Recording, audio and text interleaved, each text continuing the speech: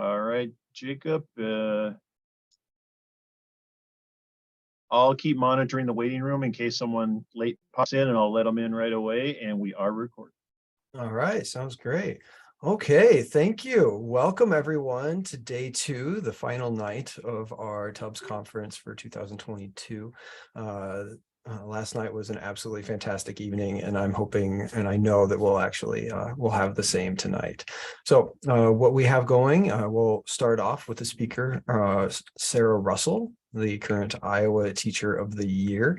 Will be giving a presentation for us, and then once she has finished, we will move on to some success stories and just observations from current teachers, and then finish the night with a panel.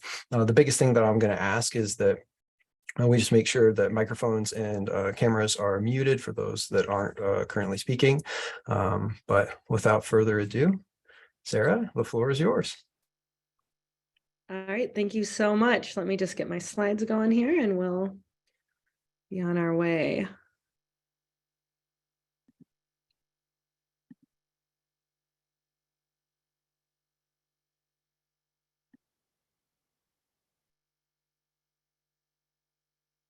All right, is someone willing to give me just a verbal yes, they can see my PowerPoint? Yes. Perfect, thank you. Well, first of all, I'd just like to say it's such an honor to be presenting as part of this these amazing professional development that's been offered both tonight and last night. I was able to attend last night as a participant and really just enjoyed hearing the message from Dr. Heiberger and Ms. Hardaway just about their experiences with burnout, and also some ways to try to combat teacher burnout. And I feel like burnout might be a little bit of a repeat tonight, though in a very small way in my presentation, just because I think for me, the closest I ever came to teacher burnout was when I was teaching during the pandemic. Just a little bit about me. I am a 20-year veteran teacher. I teach at Pleasant Valley High School in Bettendorf, Iowa. I'm a high school social studies teacher. I also advise a number of different student groups focused on equity and inclusion, as well as political activism in a nonpartisan way. This school year, I'm serving as the 2022 Iowa Teacher of the Year. And this has given me a very unique opportunity to travel around the state and talk to teachers and students and education majors and student teachers about their experiences, just to get a very in-depth look at what education in Iowa looks like. And it's also been just a common trend this year as I've traveled around and even spoken with my own colleagues at my own school, just about the pandemic and what we've learned from that experience. And so that's why, for instance, I've chosen this title of just that we are in this new normal and that there are things that we have learned from the pandemic. So I just want to kind of start with my own experience teaching during the pandemic. And the reason that I'm calling this a shared trauma was that it very much has been a traumatic experience for both, obviously, our schools, but for our entire nation. And as I'm sure many of you are aware, and even those of you that aren't in the classroom yet, went through this as students yourselves, this was very traumatic, and it was traumatic in a variety of ways. Certainly for some, it was more traumatic if they lost loved ones, but just the trauma of living in a very unknown time, I think, was hard for all of us. For my own experience during the pandemic, I was teaching at Pleasant Valley High School. And when I think about really that 2020-2021 school year, when we had returned to school after schools had been shut down at the end of 2020, that's the year I'm really thinking about when I think about this kind of traumatic experience and traumatic teaching. For us, we went into a hybrid schedule at the beginning of the year where we only saw our students every other day. And then we also had students who were online. And so from the beginning, was trying to manage all of my students and to meet the needs of all of my students. So my students who were at home and that I did not see in person all year, and then my students who I was only seeing every other day. About midway through the year, we switched to a live streaming situation or a schedule, and we also went back full-time 100%. So I had students then that I was getting to see every single day in the classroom, and then I was live streaming all of my classes. One way that I know that for me this was a trauma is I feel like I have repressed parts of that year. And by that, I mean, I was trying to remember what we called the speaker that we use so we could live stream. It's called a Jabra, but I'll be honest, think I'd repressed the name of it just because it was one of those things at the end of the year where they said, come, you can come hand those into the office. And I've never seen teachers run to the office quicker than to return that JABRA. And it wasn't because teachers didn't want to be doing all they could for students. It was just one more kind of release from that year. So one thing that I've kind of noticed across the state as I've been speaking to people is where we're kind of at in this trauma, because the pandemic is not over, though we all hope that the worst of it is. But when we're also having a lot of conversations about how do we process what we've been through, and that everyone really needs time to kind of heal and reflect. And for me, I think, and I'm also a historian, so I'm always thinking kind of what the cultural consequence of things is. I might now be finally getting kind of far enough away from the worst of it in my own experience that I am having time to kind of heal and reflect. And something you need to know about me is that I am a very optimistic and positive person. So I do tend to try to find, for lack of a better word, the silver lining in any situation. So as I've been processing teaching during the pandemic and what that's meant for students and teachers, I really wanted to come away with this of what can we take moving forward and what have maybe been some positive consequences from the pandemic. That being said, please understand, I am not minimizing what we've been through, and I'm not minimizing what, families have been through. But again, we need to find a way to move forward. So I'm going to share kind of 4 main areas with you tonight that I really feel like have been learning experiences that we can kind of build upon and move forward. In some cases, I will give you some personal examples, but these are also from conversations I've had with teachers across the state, and in some cases, even teachers on a national level. So I think my first observation is one that's probably a pretty obvious one, but just the ability for both students and teachers to be very adaptive and flexible in the face of the pandemic. Any given day, we were always navigating the unknown. That may have been in some cases, and I know in some districts, were you going to be going to school that day? Or would you find yourself completely online? The idea that we didn't know which students would be in our classroom, aside from the fact that for me, I was teaching 2 distinctly different groups of students. I also had those students who maybe because they needed to quarantine, or if they had contracted COVID-19, would be home for a number of days. And so always having to make those adjustments. And I have to say, I was just so proud of my own students for their ability to navigate the unknown. Students, I think, looked to teachers as kind of this pillar of stability. And I think anyone who taught during the pandemic can tell you that we were not always very stable. And I'll kind of get to that mental health piece in a little bit. So what I saw with my students, I was so proud to see them being able to adapt. And the same thing with my colleagues. And one way that we were able to teach during this time was technology. And I know for some people, technology comes very naturally to them. I like to think that I'm fairly tech savvy, but I also know I have colleagues who are not very comfortable with technology. And so for them to be flexible and to be able to adapt and change their materials so that they were available online. I also think that technology presented a unique opportunity for students and teachers to work together to troubleshoot problems as one. And I feel like anytime teachers can model problem solving for their students and bring those students into those problem solving scenarios, which in some cases was not by our choice, I feel like was always something to learn from and something that we can take from the pandemic. And then the last thing when I think about being adaptive is finding new ways to reach our students. And from the student perspective, finding ways for them to reach us. So we are so used to being able to have that daily contact with our students. And so, like I said, during that year for me, some of my students I still got to see in person, but it was every other day. It was behind a mask. It was 6 feet apart. It was just a very different situation. And then some of those students I didn't obviously see in person the entire year, which was very fascinating. When I was, teaching last year and those students returned to the school, they would come up to me in the hall and it was like meeting them for the first time. One example I really like about this and being able to still find or make those connections was a student that I was teaching during my AP Human Geography class. They were an online student we were spending a day talking about the ideas of threshold and range and products. So basically, how many people do you need for a product to be available, and how far are you willing to travel for a product or service? And I was asking the students basically, how far have you ever traveled for something? And of course, students had traveled distances for concerts or buying sneakers. Well, one of my online students whose family is originally from Vietnam said, well, I traveled to Vietnam for a dress. And in reality, that wasn't the only reason they went, but it was one of the motivating reasons they had gone to Vietnam. And so she said, hold on just a second, if you don't mind, I'm going to run to my room and go grab this dress. And so we all held on for a second in class, and I put her up on our screen, and she brought her dress in and shared it with the class. And it was such a meaningful moment of connection.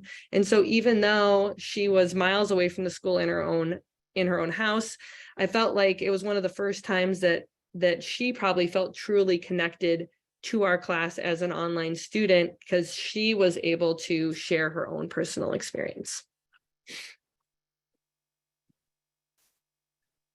So the next thing I'd like to speak to is just student and teacher wellness.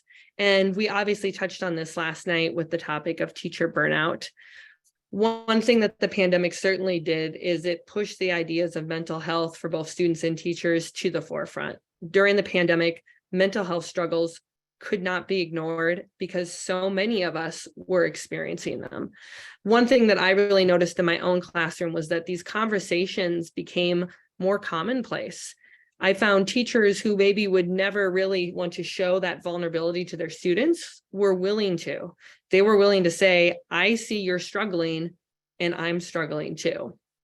For me, one of the most kind of striking emotional reactions I had was on the last day of that 2020-2021 school year. And we did not have final exams that year because everything was thrown off. And so I just had my last day with my students was a class day, which it normally wouldn't be. And I was just talking to one of my groups of students, and these are kids I'd had all year in class. And I just was commending them on how well they'd done in the year, and just thanking them for their flexibility and for being able to weather kind of the storm, so to speak. And these were AP students. So they had also taken an AP exam and prepared for an AP exam with less class time than normal. And as I'm thanking them, and it's a happy moment, and it's the last day of school, I just found myself crying. Like, I think probably weeping is a better description. Like, my eyes got watery, and then I just couldn't stop. And at first I was kind of very embarrassed. I was like, oh my gosh, guys, I'm so sorry. I don't know why I'm crying. But then it turned into some of my students just kind of started crying. Like, we were all just trying to process what we had been through. And I don't normally make a habit of crying in front of my students. And I'm not saying I don't get choked up occasionally, but to weep and then not to be able to stop, it was just like I couldn't turn the faucet off. And so having those moments, though, and being able to share those with our students, I think is very powerful. You know, even prior to the pandemic, the state of Iowa had adopted the CASEL framework, and I did include that on the slide just in case it's not something you're very familiar with. So we are already seeing this push towards social emotional learning. But then when I think of everything we've gone through in the pandemic, how important some of those skills that are found kind of in that center, that self-awareness, self-management, social awareness. I mean, I think we all had to instruct our students on how do you behave in an online classroom. I had a very interesting situation with a student who was online, who we had to have a very candid conversation, including a parent, about how you email your teacher in an appropriate way so it doesn't sound accusatory, and just those little things. And so it makes me feel very hopeful that we were already moving towards more social emotional learning in our classrooms, but that the pandemic now is allowing that to move forward, maybe even more quickly.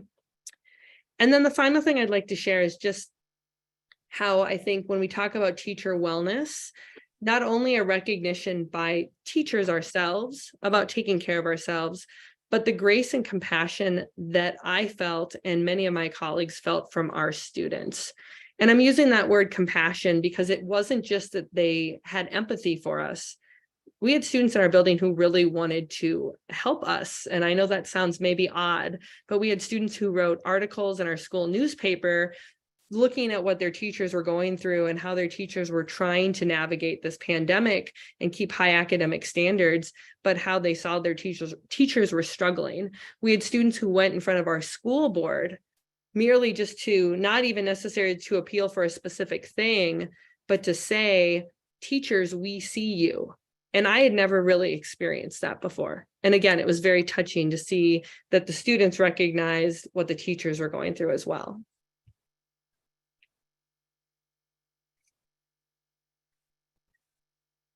All right, the next thing I'd like to talk about is the idea of collective efficacy. And just a quick kind of vocab for collective efficacy. When we're talking about that term, we're talking about the ability for people to work together, but then for people to bring about meaningful change while working together.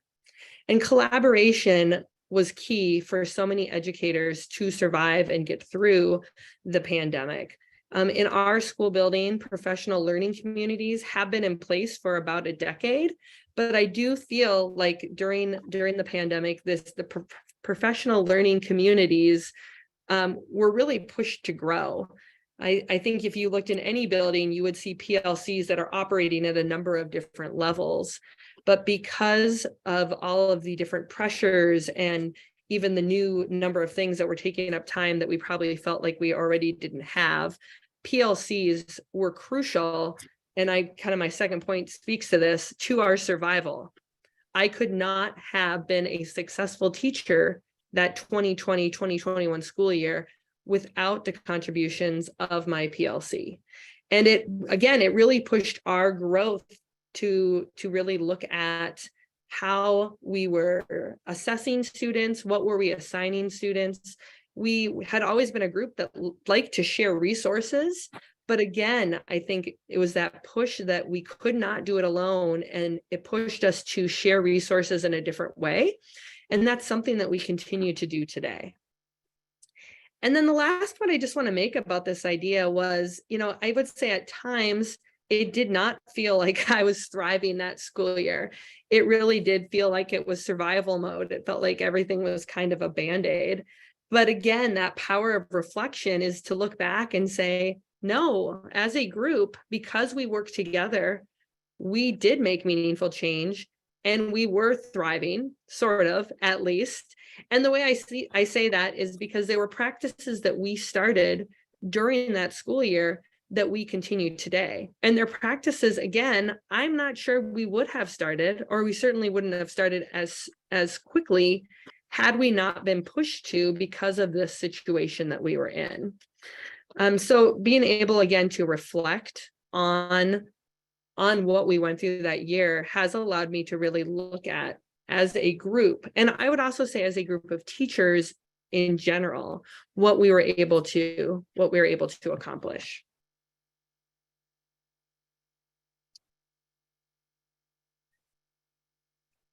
So the final area that I really want to focus on is this idea of prioritizing standards and curriculum. And for my department, and for specifically the class of Modern U.S. History that I teach and have taught for, I think, pretty much every year of my career, this was so critical for us. We had been working with standards, obviously, since the standards have been released by under the Iowa Corps, and then the reiteration of the new standards. We had aligned our curriculum to standards, and we had aligned our learning targets to standards. But one thing we had struggled with was letting go of some of that curriculum. So we taught curriculum that aligned to the standards, but we had kind of that superfluous or extra curriculum. And I would say, if you know anything about history teachers, we love our history. And we had a group of 6 people working together that year, and we all had certain parts of history or certain topics or certain historical figures that we all really, personally loved. And we had been told from our administration for years that we could let some of that go, but we hadn't given ourselves permission to let some of that go. And so again, when forced to be as intentional and purposeful as possible, at the beginning of that school year, when we only saw our students every other day, and we assigned them work on the off day, but we also were trying to be mindful, knowing on that off day, that student might be home and they might be in charge of, numerous brothers and sisters. They themselves may need to work on that off day to support their family. Everyone's situation at home was not equal. Access to the internet is not equal across households. So what we realized was that there may be things that we love teaching, or there may be that historical figure that we really like, but unless that person's directly tied to the standards, we can let it go. And this was such a freeing idea for our department. And I know it was true for other departments as well and other content areas. I'm just speaking from my experience of a historian. And again, this was something that we had put on ourselves. And I just want to touch on that for a moment too, because I thought so much about that with teacher burnout last night. And in our breakout group, we talked about that we as teachers put so much on ourselves. And at the end of the day, we need to take things off ourselves, like off our own plates. It's not because, we do sometimes feel like things are being heaped upon us, but we also do that to ourselves. So it was very empowering for us to finally give ourselves permission to let go of some of that extra curriculum. And then what we found going through that school year and then continuing to the next year, it wasn't like last year, we just added it all back. We realized we didn't need it, that our students were able to master those standards with the content that we were providing. In fact, there was probably more clarity for our students because we were not asking them to master so much content.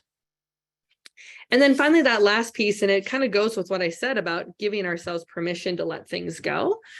But I think not only did so many of us learn to prioritize our standards and curriculum, so many of us learned how to better prioritize our own time. And so again, leading into that idea of burnout and trying to prevent it, that year, and even some last year, I think so many teachers kind of looked at the situation and said, I can only handle this much, and I'm going to recognize I can only handle this much. And so being able to give ourselves that grace, again, it came forced because of teaching in these kind of extreme situation, but I believe that we are all better off for that. So again, I am not trying to make light of what we've all been through, either as students or as teachers, but I was really trying to reflect on what were ways that the pandemic actually made us better. And I know that's a really strange way to say it. And again, I am not trying to minimize the experience that we all had and that families had. But again, for me to be able to move forward, I had to figure out what maybe got better because of the pandemic. What was kind of that silver lining? So some of you may be familiar with this quote. It has become one of my favorites, and it's from the late John Lewis. And he originally gave this quote when he was talking about like social action and change. And I love this quote because I really feel like it speaks to education and it speaks to our role as educators.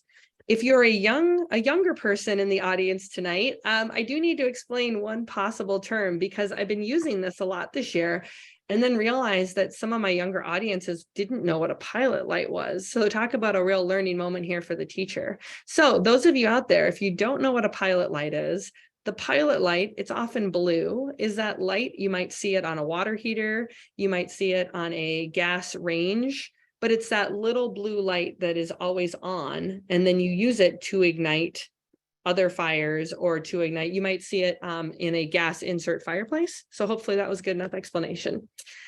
But the reason I want to leave you with this is the following. As it says, firecrackers go off in a flash, then leave nothing but ashes. I prefer a pilot light. The flame is nothing flashy, but once it is lit, it doesn't go out, it burns steadily, and it burns forever. The reason I like this quote so much is one thing also that I think was illuminated during the pandemic was just how crucial, and I already know this, I'm an educator who loves educating, but just how crucial the education system and American schools are to society. I would argue that schools are the foundation of society. So during the pandemic, when some of our students were not even in school, we still as teachers found ways to teach them, to love them, to feed them, with schools offering drive-through services for families to pick up food. And so when I think about, education, to me, education is that pilot light, but I also think as teachers, we are that pilot light, and we continued to be that pilot light during the pandemic. And let's be honest, some days we were firecrackers, right? Everything was flashing and going off great, and we were still rocking those lessons on some of those days. But even on the days that we were struggling the most, we were still that constant for our students, just as we will be today in a time where we're hopefully starting to enter the after time of the pandemic, just as we were before. Finally, I will just leave you with my information. If you would like to reach out to me, I would love to hear from anybody. Here's my email for the state. And then I've also been trying to kind of keep up with what I've been doing this year, both on Twitter and Instagram. So I would invite you to follow me there. But thank you very much.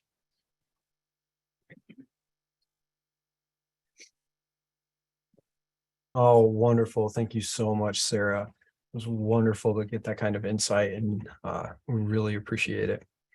So from here, we will move on to the success stories portion of our evening, and we'll start off with Dr. Anthony Voss. All right. Dr. Voss, thank you for being with us this evening.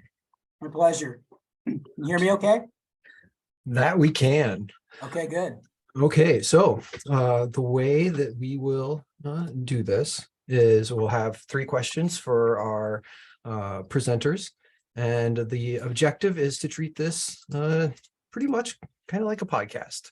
And it's going to be a conversation about observations that have within the classroom and just within, for Dr. Voss, within your district that have possibly arisen due to COVID, and just possibly some actions that have been taken.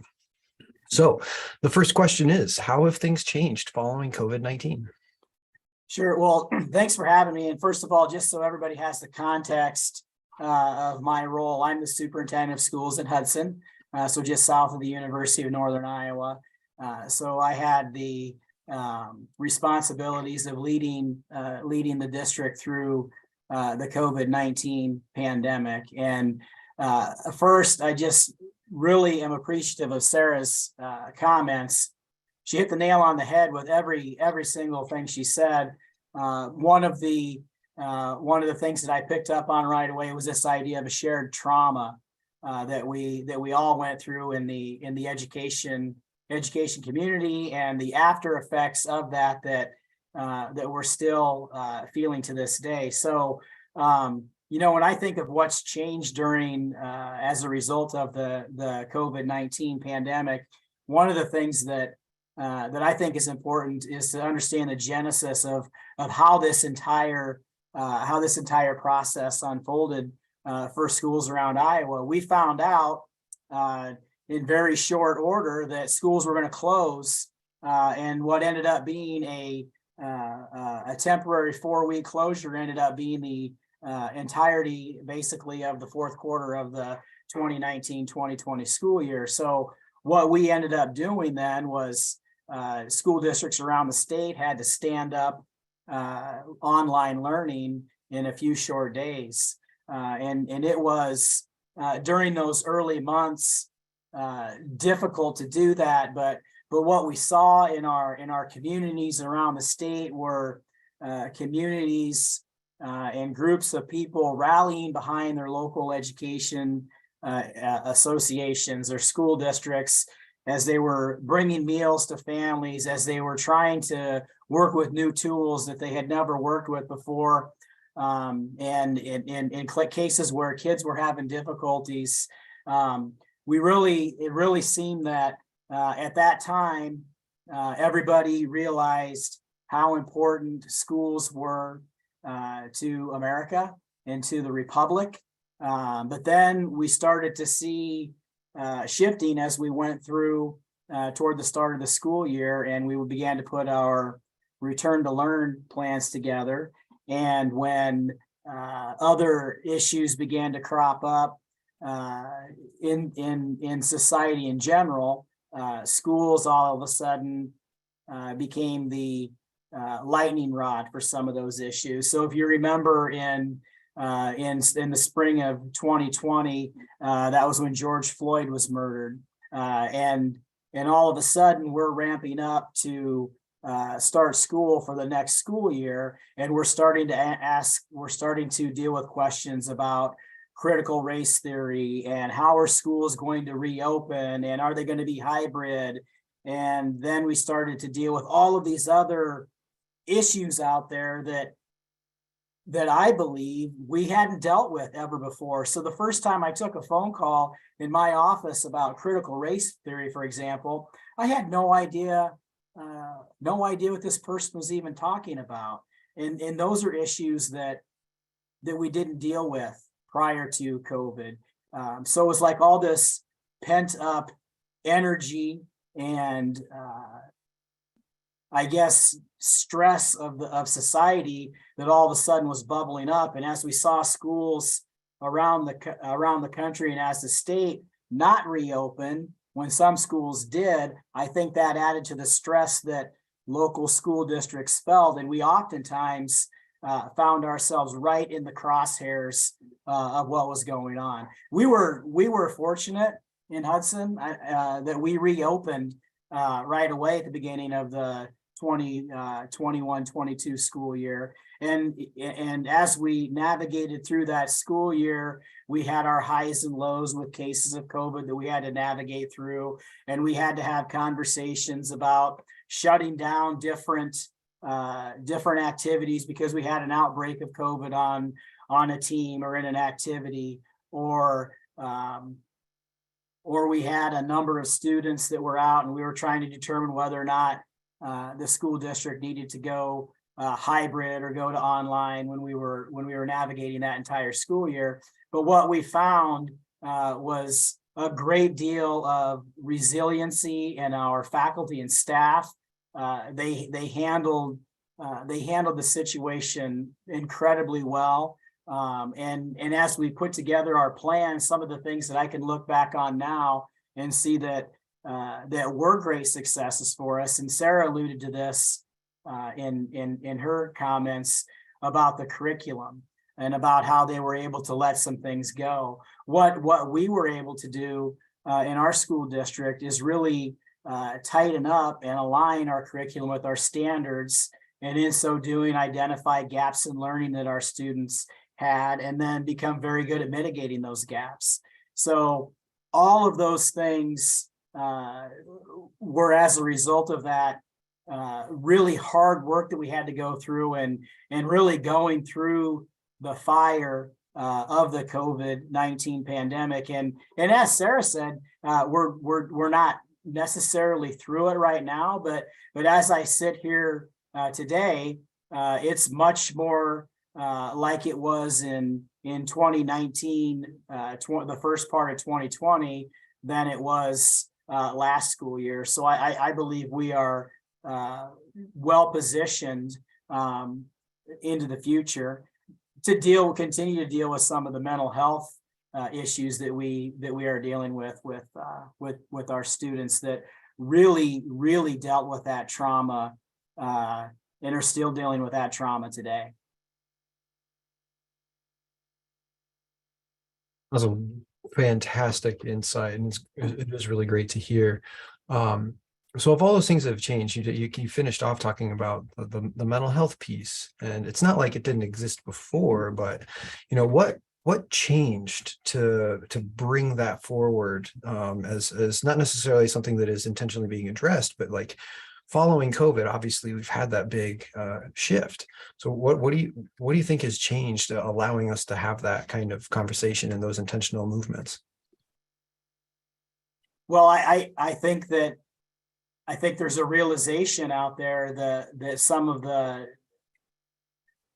I hate to use the word damage that was done, but in this period that people were really isolated for so long, it was really quite traumatic, to use Sarah's verbs, for our kids and even for many of our adults.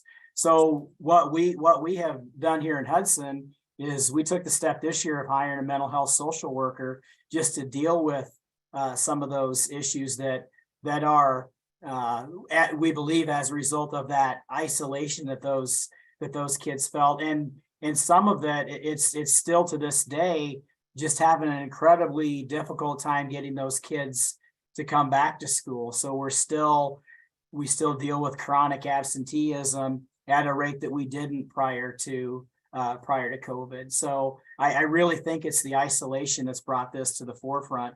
And schools, as the one agency that has the captive audience, it's part of our, I guess, responsibility, like it or not, to help those kids deal with those mental health issues.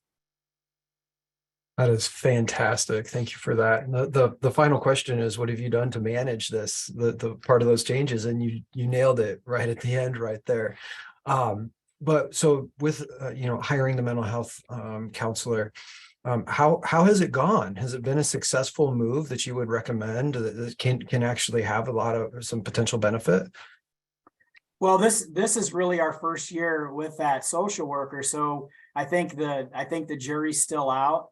I think we have a pretty good layer of supports for our tier 2 and tier 3 students. I'm a bit biased, obviously, because of where I'm sitting, and another school district may look at that and say, "Yeah, you're not."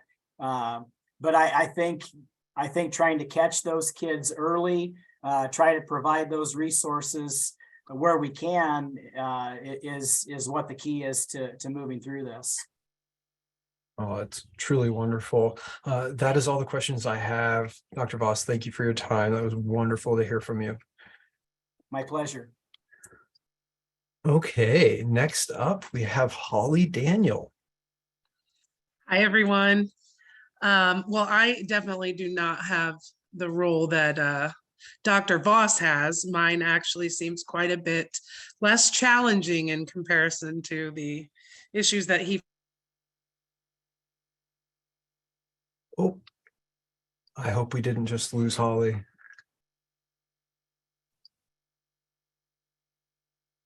Holly, can you hear me?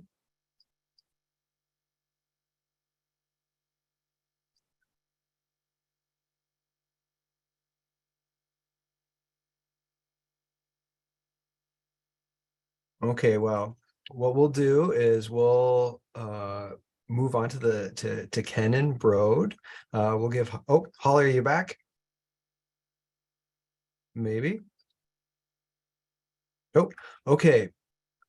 So we'll move on to Kenan Broad, and then we'll bring back Holly. There's Holly. Holly's back. Holly's back? Can you hear me? Yeah, I got you. Okay. I've had no trouble this whole time. So of course. That's always how it works, isn't it? Sorry. No worries at all. It's totally understandable. But so, that's why we wanted to have this panel of success stories and just stories in general following the pandemic, and where we are now is to get these multiple insights, because clearly we have all of our participants here. We have multiple different backgrounds, people that have had different experiences, even with similar education, and we feel it's really important to be able for people to share that, to hear it, possibly get other ideas, but also to know that, hey, you're not alone in everything, this group effort that we've had to manage the repercussions from the pandemic. So same series of questions. So how have things changed following COVID-19?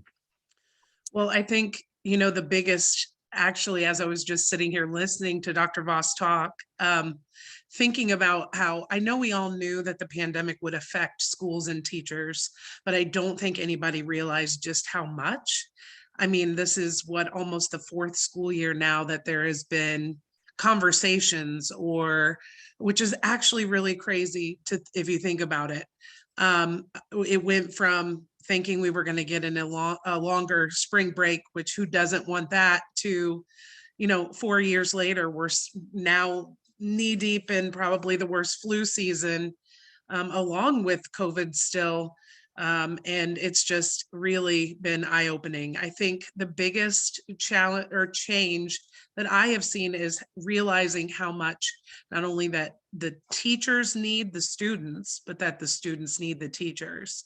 I think that when we came back from our long break, whenever COVID first hit us in 2020, the anxiety of getting the kids back into the building at first, and then how comfortable it was right away, even though we were in masks and we did have to stay apart, was pretty eye-opening. The district that I work in is, our school is very transient. We get kids in and out constantly, here for a month, gone for 2, back for a month. And it was just very difficult, I think, especially for a lot of those kids who were home in not always the greatest situations. So the lack of stability that they had at home did put us, I think, at a huge disadvantage when it came to the holes that we're seeing in our academics. I find teachers are not able to come in and give the typical review. Hey, I'm a 5th grade teacher. I'm going to review some 4th grade standards. We're back to reviewing, some 3rd grade standards because we haven't even, been able to master those 4th grade standards yet, which is kind of setting back the speed and the rate of which content is able to be taught, which does make things challenging. Dr. Voss touched on this, but this has been huge at our school, is the attendance. Our attendance is a very touchy subject at our school. I think it's hard for administrators. I think kids are sent home very quickly with symptoms that, before potentially would not be a reason to send kids home. And we're seeing very long periods of absences still. And I think it's hard to navigate that as a teacher, as an administrator, when it's possible that parents are using the COVID excuse still. He also mentioned, getting kids back to school. I think so many kids got so used to being home that once they were back to a regular schedule, they longed for those periods of being at home again.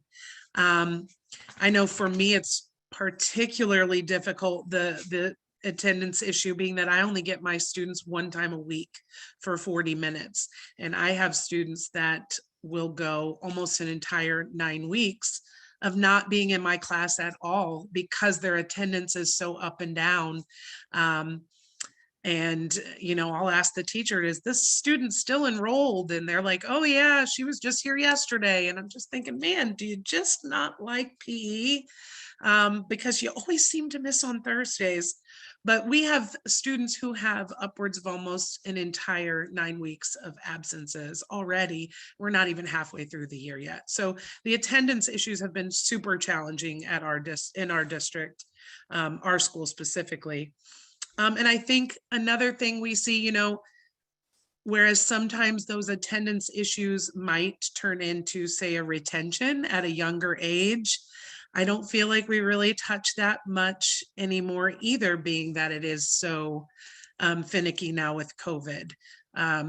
You're lagging in your skills. Oh, we're still in a pandemic. Retention just isn't really we don't want to look at that. We don't want to think about that because it is just so touchy still with illness and sickness and who's taking advantage and who's not. And so that has also, I think, been an issue with our attendance issues. But one thing I've noticed too, being that I'm in the gym, I don't typically have a lot of issues with the inability to pay attention. It's really high energy and, we may sit for 5 minutes to get a quick mini lesson. What's our goal today?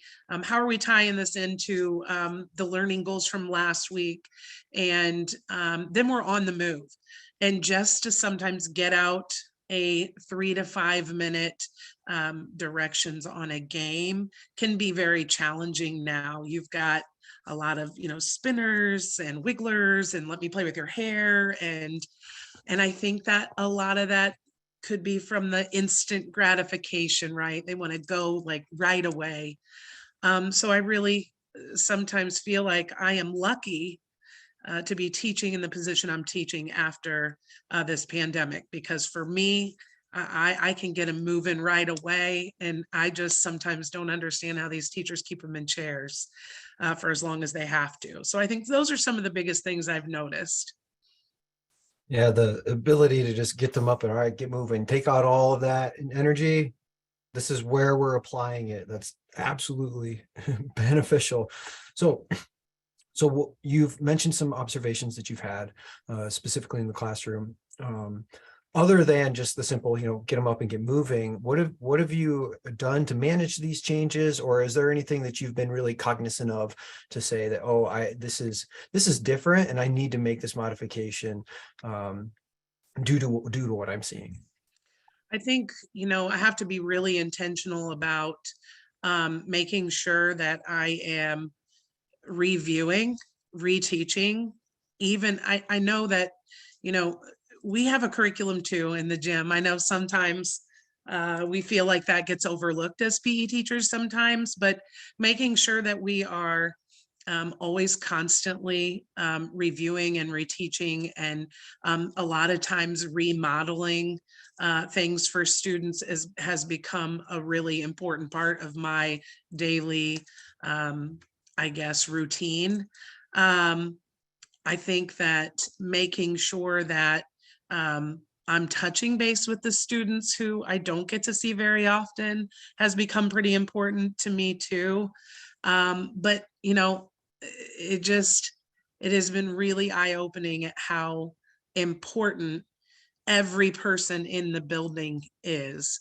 We've seen just everybody having to work together to, I had a student in my office the other day during his recess so I could help him with work. He never comes to school, and so taking anyone and everyone at all corners of the building to try to figure out ways to help these kids get back on track and want to be back in the classroom, and has been pretty important. Oh, that's absolutely wonderful insight. Those are all the questions that I have. The one thing that I did forget, would you introduce yourself? Where are you teaching? Yeah, I'm Holly Daniel. I am a PE teacher in Wayne Township, which is in Indianapolis on the west side of the city. And I am in my 20th year. I actually was lucky enough to student teach where I'm teaching. I was in the classroom for 8 years in 5th grade. And then I took over in the gym for 12 years after I was at Ball State with Dr. Hurley. So was able to slide right into the PE position. And I've been there for 12 years now. So I'm in my 20th year of teaching. All right. Well, thank you so much.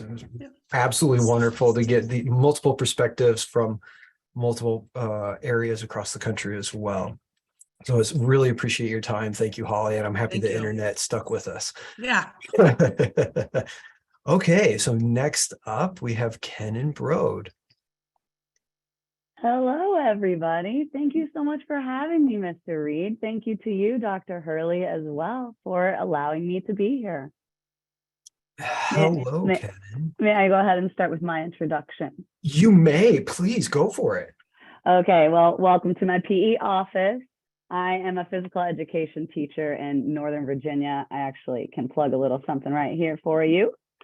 I teach at Forestdale Elementary School in Springfield, Virginia. We're just outside of Washington, D.C. And that link in our chat box is the link to our school's demographics. So you have a better idea of who I get to work with every day. A little bit about myself. This is my 7th year teaching in Fairfax County. It's a very large district in our country. Very honored to work with this county and how they treat us teachers. I'm very glad that I'm included there. Before teaching, however, I worked with a program called I Can Shine, or Lose the Training Wheels. We taught people with disabilities how to ride 2-wheeled bicycles, traveled all over the country. After that, I managed and directed an inclusive program through Howard County Rec and Parks outside of in Maryland, working with people with disabilities, managing after school program, managing staff, until I got into the classroom and started using my degree as an educator. Through elementary PE, I also bring in a lot of health education. Technically, my degree is school health. Go Cardinals, Miss Holly Daniel, go Cardinals. You know, Dr. Kim Hurley. And I just have to say thank you to all the speakers before me. You're going to hear a little bit of repeat of some of what they said, but I'll try to put my Kenan spin on it. Oh, that's absolutely wonderful. And it's like I said, the repeat is good, especially when we have multiple perspectives from across the country, because I think it does convey that literally we are not alone. This is happening everywhere. And at the very least, that's a message that we wanted to send, is that these are not isolated incidents. There's the districts, teachers across the country are experiencing the same thing. And collectively, when we get a group of individuals together, there's a lot to be shared and a lot to be learned. And there's comfort in knowing that I hate to say that the group suck, but the collective trauma, like the Ms. collective Russell said. trauma, exactly. That's a much more eloquent way of putting it. So, first question, same as always, how have things changed following COVID-19? I'll try to be quick on questions 1 and 2 because I have a lot to offer for question number 3. Go Question for number it. 1, how have things changed following COVID-19? So for my environment, we recognize an increase of reminders of expectations for students, right? How do we do school? How do I be a student? What's expected of me in this place? We really had to rewind and like Ms. Daniel said, reteach and step back, and they weren't starting from where they left off. So it was very clear. We needed an increased need in math and literacy. Yes, even in PE, math skills down, literacy skills down. Increased need of SEL, all right, social emotional learning. Ms. Russell shared about CASTLE, right, the program that can help kids understand and regulate their emotions. And we saw increased depression, increased anxiety, mental health issues and needs rose, and we needed more health education on that topic, right? So that includes life practice, skill practice. Where are they practicing these skills? Oh, my class, for sure. Their classroom, for sure. How do we solve problems? How do I act when someone takes my ball? How do I act when that person cheated against the game? How do I act when I lose? All of these things. If there's a problem, how do I communicate? What's a proper way to communicate? And even earlier, Ms. Russell was talking about, how do I email? What's the proper way to communicate through writing? So all these things we recognize right away. Student teachers' abilities with technologies, that's a positive thing that we learned, that change follow. We were ready to go, and we were more aware of our adaptability and our flexibility as a community, as educators, as global citizens, right? How do we manage this global pandemic that's happening to us? So an increase with gratitude to be with one another, that definitely happened as well. So when we were able to connect again, we had that moment of knowing what it's like without each other. That way we could really, really appreciate it when we're back in each other's companies. And empathy for people's health preferences also increased, I would say. Empathy for understanding that people manage their health differently. And in my classroom, in my gym, maybe that was someone choosing to wear a mask and someone choosing to not wear a mask during that period of time when that was an option. I was watching my kids show so much empathy towards each other in these ways. And I think that's a great trait to take out into the real world and manage as adults too, as they grow. Hey, you know what? I'm trying to take care of myself. I'm going to take care of you as well. Is that your preference? Okay, I'll respect that preference. Oh, you prefer this? I respect that. I understand that. But most importantly, knowing the bottom line, which is how do we just take care of each other and make sure we're all doing okay? And so that would be the answer to number 1. That's beautiful. Incredibly well put. You're welcome to go number 2 or straight into number 3. You keep rolling. All right. So why do I think they've changed? Right? Why do all those things change? collective trauma. We are traumatized, not only from our own personal experiences in life that the world just was going to bring to us anyway. The pandemic specifically created traumatic experiences for all of us. And so for you new educators out there, that's your first job, is to understand that. Like Dr. Voss said, that's where we're starting. We have to be aware of what happened and the mental and physical effects of that thing.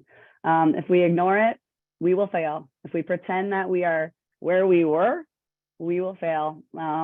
You know, Miss Russell said it's the new normal, and that term gets washed around my county a lot too.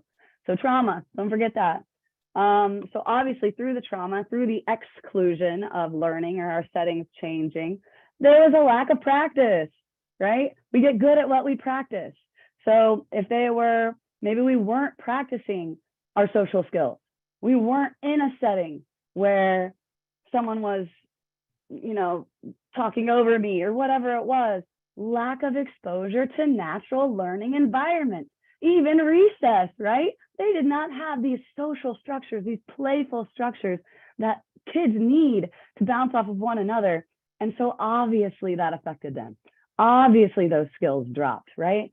Lack of stated expectations, lack of reminders, right? Oh, I'm at home, I'm on the computer, I'm learning, okay, I'm in my pajamas, this is comfortable, this is nice. Guess what? Now we're back at school. Please sit up, right? This is an expectation for our learning environment here, and in the rest of the world, there will be expectations like this. Please understand that expectations change where you are, all right? So that was just another example of why do they change? Well, you know, COVID let them practice those perhaps sometimes poor behaviors. And so then maybe they got a little good at it sometimes. Good at the poor behaviors meaning like an example I just said, right? Like thinking you can lay down in a moment that you can't, right? Or thinking, let me just shout out my idea right now. Oh, no, wait. Oh, we have to all wait and wait for our turn and share and do it in a way. And they just kind of forgot that. They just didn't get a chance to practice it as much. And so now that we're back in, now we're practicing those things again, and they are getting better. But we have to, as educators, we have to be aware of that intentional time to practice those very intentional life skills. So we can't brush over, you know, communication practice or, you know, teaching them when to be calm, why to be calm, things like that. Ooh, I'm ready for number 3, Mr. Reed. I'm gonna just go. I'm just gonna go. Are you okay with that? Keep rolling. I'm not going to slow you down. All right, cool. Number 3. So what have you done to manage those changes? I'm glad you asked. I've done a lot of things. But very first is self-care. They talked about it yesterday. Every educator's talked about it so far today. We must know ourselves, and we must maintain our mental health and our ability to stay on top of what's going on in our bodies, right? It's that empty bucket quote. Everyone loves it. But they're right, you know, we can't pour from an empty bucket.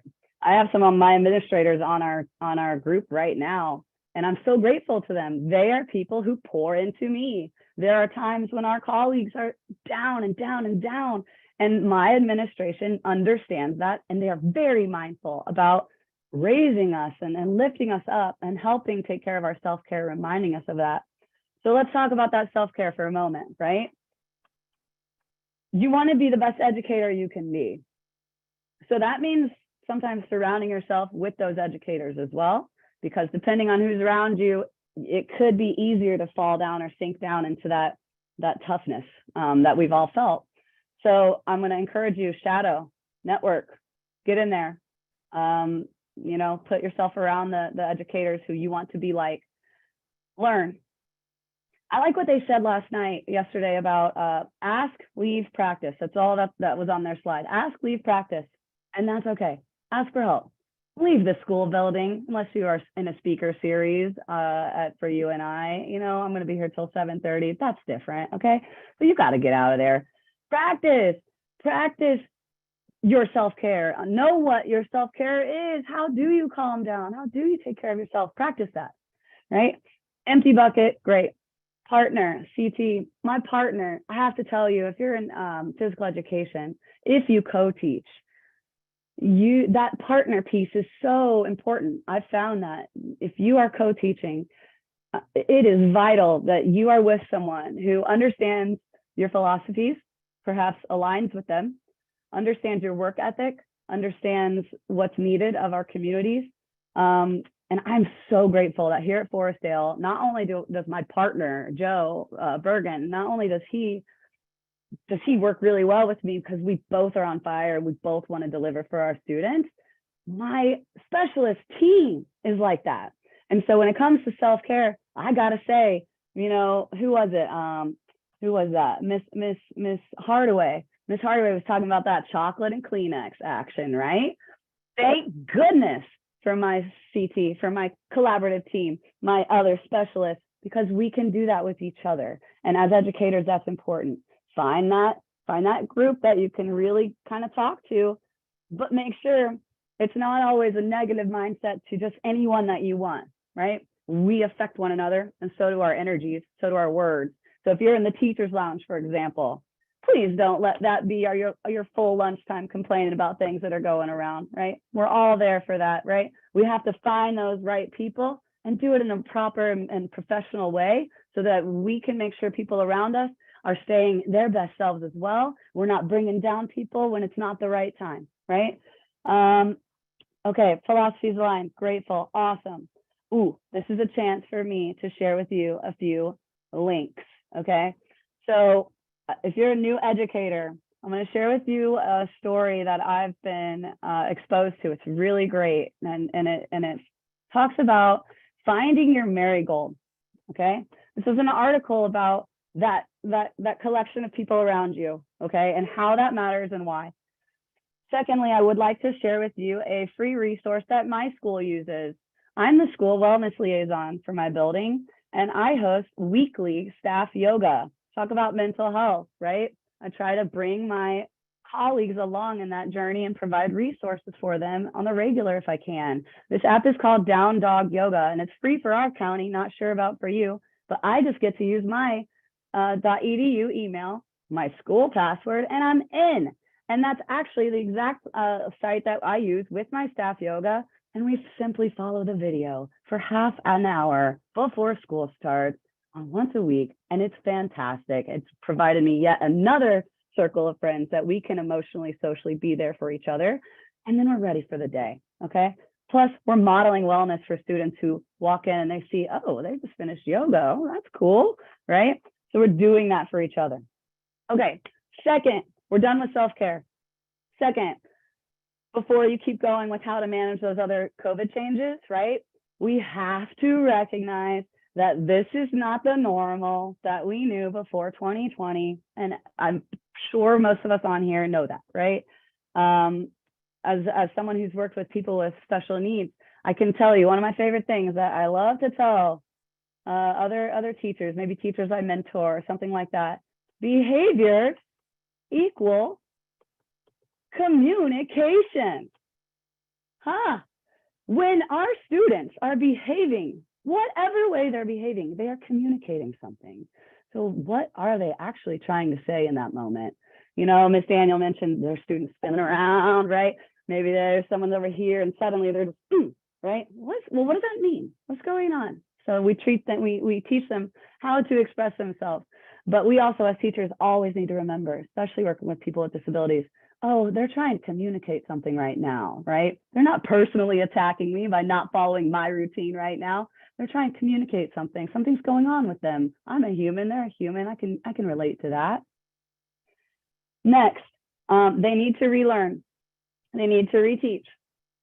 One of the issues, one of the things my partner Joe and I really learned right away was, oh, we need to rewind like a lot. And we could not push off the way we wanted to. We could not continue the way we thought we could. And it was like, we explained it like a stutter step. We were like stutter step starting the year. We were like, oh, wait, no, we can't. They're not ready. Okay, let's go. Oh, wait, no. And it was like that. And I think we did a good job at reflecting and being like, what do they need right now? Let's stop with our ideas about what we can do with our program. What's up with our kids right now? I know that seems so basic, but sometimes people forget that, okay? All right, now I'm gonna plug in something else that I love, right? We said pandemic was trauma. So I'm gonna show you something that is floating around my county. You may have heard of it. It's called the Mind Up curriculum. Here's the link. Learn more about it. I use it, I'm trained on it. It's fantastic.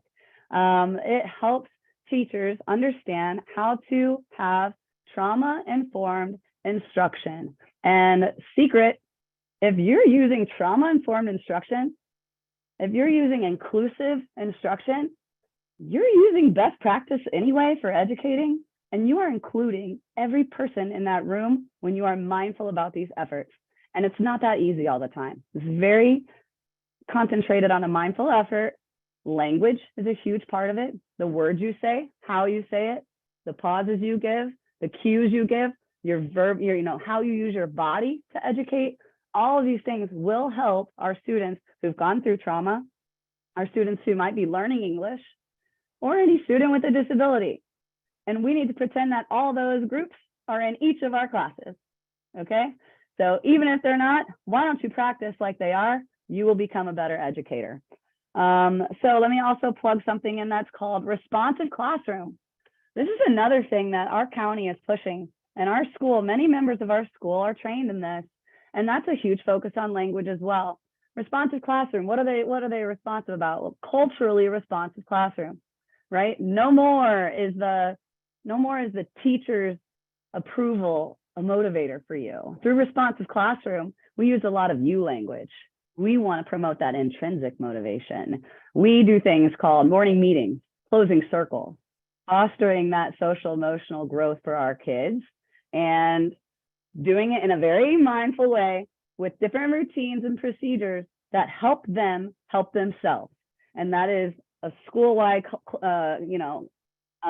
county-wide effort where I am in FCPS.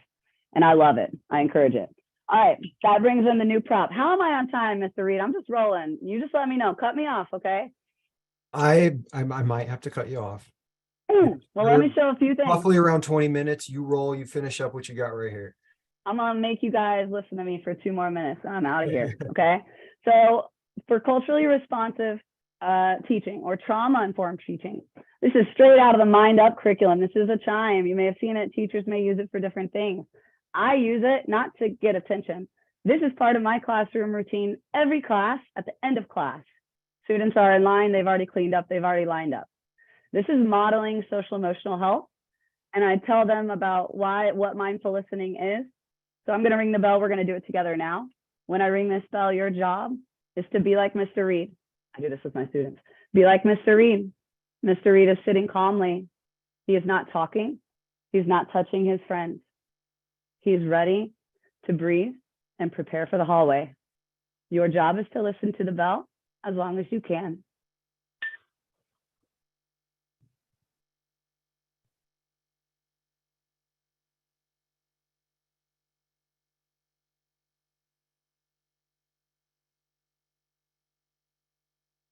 Big breath. Oh, I've loved teaching you today.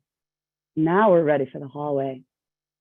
If you're in Mr. Sawatsky's music class, please stand up. That is literally how I end class, every class. Those are the words I say every class, and every kid knows. Miss Broad's about to say these words right now. I'm about to do this thing right now, and then we're going to music. And that routine, that procedure, that will help, okay?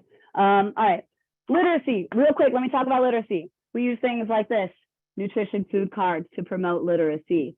We use things like this, reflective cubes with questions that relate to our portrait of a graduate so they can read more. What's in my take a break corner? Oh, I'm promoting literacy in my take a break corner. Oh, you want to take a break? Go take a break. Oh, you're hurt? Go take a break. Go read that book over there. Go check out that book, right? Health literacy, whatever. Plickers. Don't know if you know about Plickers. Use it. It's a great tool. Speaking of technology, it lets us gather scores all on our phone, especially for a specialist. Less time than paper pencil, and increased technology, and our scores are all in an online space. So that's really cool. That's all my time. I'm so sorry if I went over a little bit. kind of. There's a small part of me that's not sorry at all. I really wanted to share all of this. So thank you all so much for your time. Thank you, Mr. Reed. Thank you, Dr. Hurley, one more time. Absolutely. Thank you so much, Kenan. That was truly wonderful. And this is a part of the point of this time. You know, we had suggested 10 to 20 minutes. I want it to be organic. I want it to be to let you speak. And so thank you very much. And we will go ahead and move on. Corey Arnsdorf, you are up, sir. All right. Good afternoon, everybody. I guess the first question was how have things changed following COVID? Am I right there, Jacob? That is correct. All right. So first off, I think I need to record Mr. Reed's voice and use it as like a calming technique for me since we're talking about mental health. Dude, you got like the most calming voice. I'm like, I'm just gonna listen. Talk about the ocean or something, man. That's great. Like it's You know what's you might, funny is you are not the first person to say that. So I was gonna say, I was like, man, you can probably make a ton of money. You're like, you need to start looking into that. Yeah, and I know it's probably going to be something like or sound like a revolving door. We're all kind of touch on the same things, but different areas. So thank you to all the previous presenters. You guys gave so much great information. So like, how has things changed since COVID? Like when COVID first happened, like the first thing that popped in my head, and by the way, if you're watching this and you need to move, I'm not kidding you. I've stood up and jogged behind this because the camera's off. You can do what you want, right? Like you need to move around. So I was jogging behind my chair, like quite a few sessions listening, getting these great ideas. I thought about it when COVID first happened and things were getting like really rough and tough. I just kind of told everybody, I was like, there's two ways that we can look at this, or two choices that we have is the way I viewed it. We can say like how terrible this all is and find a little enjoyment, you know, in these difficult times. We're struggling to find ways to be active. We're not really taking care of our mental health. You know, like we're binge watching Game of Thrones or whatever we want to watch like for hours on end. I know everybody's probably nodding their head. Something you knew you all been watched. I know you did. I did. Or, you know, like we can inspire and we can inspire others and watch others that are being creative and finding amazing ways to help people during these difficult times. And I'm kind of like a couple other people said, like I'm a really motivated person when things are rough and tough.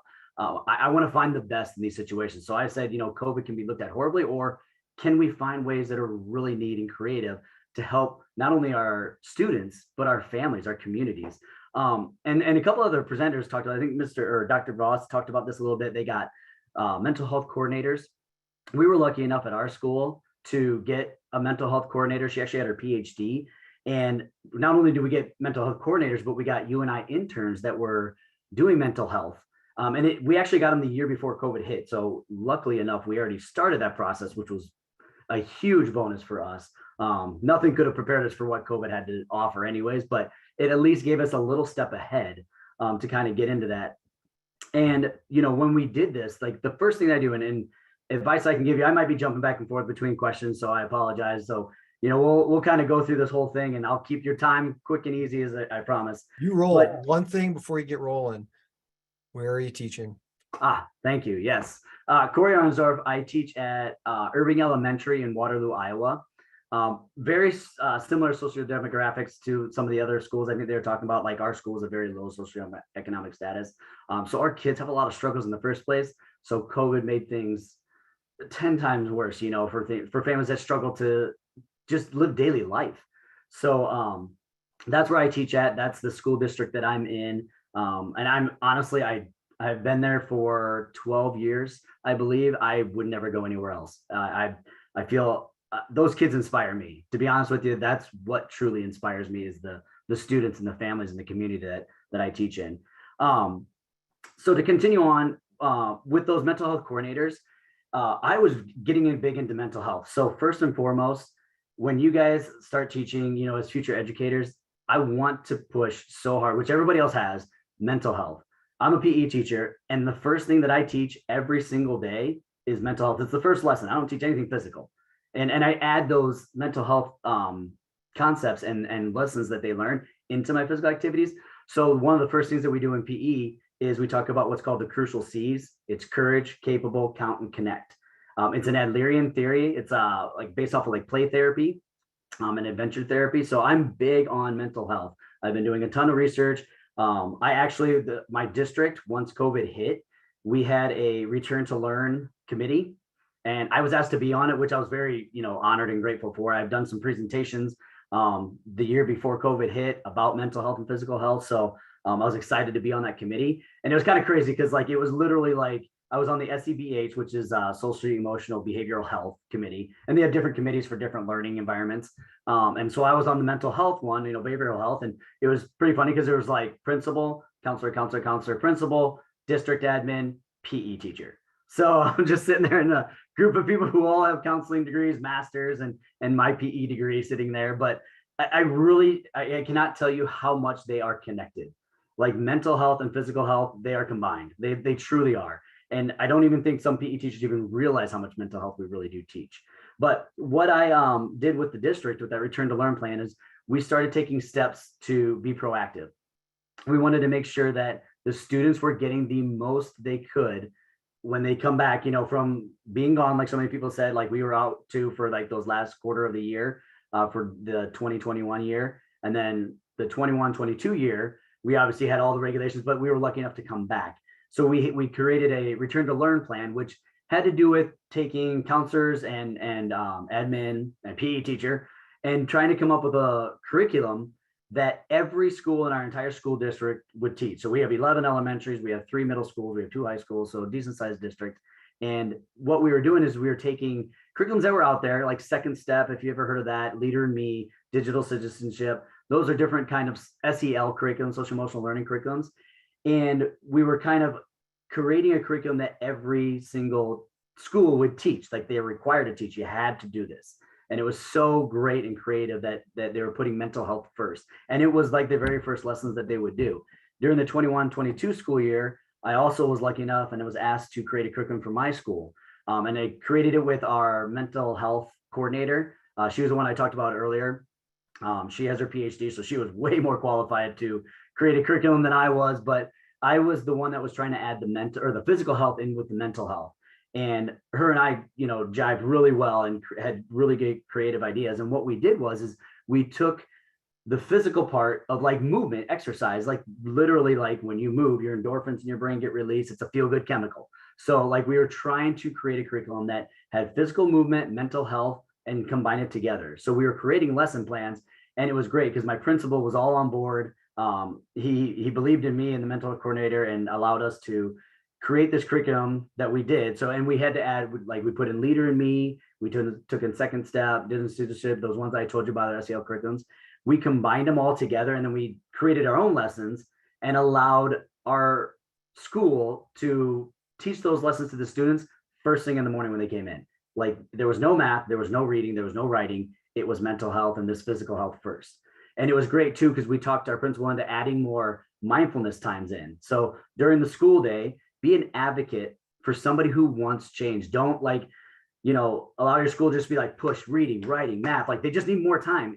Well, you can throw as much learning as you want somebody, but until that person feels good up here and then in their whole body, you're not going to get the learning and the math and the reading and the writing that you want. They truly need to feel good inside here first. Then the learning comes after.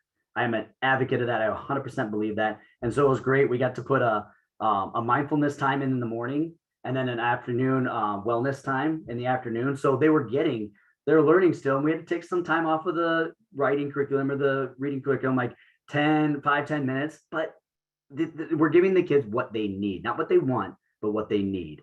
So I really need to like push that's one of the things that we did. So, and another thing that I did while COVID was going, and I wanted to continue that, was I created, everybody did online learning. I'm sure you're like most of you guys, we're all sitting online like you are now, butts getting sore from sitting too long, all those things.